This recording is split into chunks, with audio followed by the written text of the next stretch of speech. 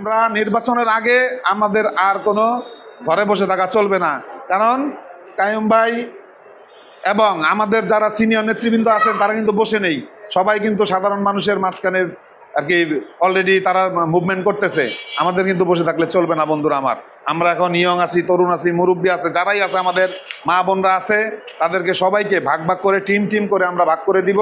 ভাগ করে দিলে ওই অনুযায়ী আমরা প্রত্যেক দিন 1 ঘন্টা হোক 2 ঘন্টা হোক আমাদের এলাকায় তো আমাদের কাজ করা সম্ভব বন্ধুরা। আমরা আমাদের এলাকায় কাজ করব। আমরা মোবাইলের মাধ্যমে আপডেটগুলো আমার থানার সদস্য সচিব অথবা আমি আহ্বায়ক হিসাবে আসি, আমাদের কাছে আপনারা পাঠাবেন। পাঠাইলে এটা আমরা আমাদের আর কি সংগঠনের যে যারা আছেন তাদেরকে আমরা এটার প্রচারণা চালাবো এবং করব, ঠিক আছে?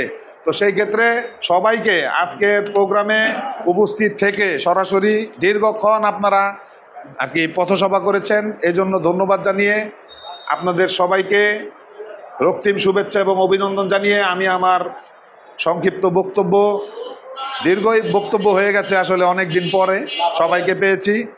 সবাইকে পাওয়ার আসলে একটা মজা আছে আমার কাছে, এটা আবেগপ্রবণ লাগে, কারণ অনেক দিন পর আমরা আর কি আসলে এক হইতে পারছি।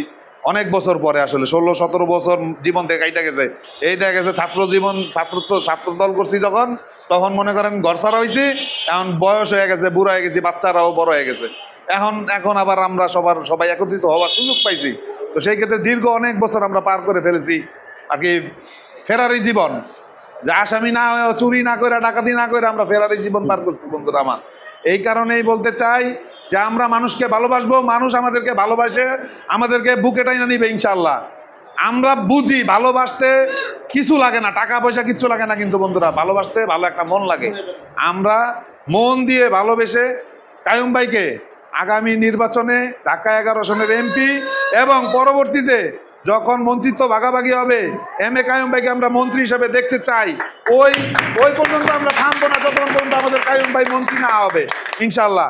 সবাইকে ধন্যবাদ জানিয়ে বেগম খালেদা জিয়ার দীর্ঘায়ু কামনা করে, জনাব তারেক রহমান সাহেবের দীর্ঘায়ু কামনা করে আজকের অনুষ্ঠান এবং আমার বক্তব্য এখানেই সমাপ্তি ঘোষণা করছি।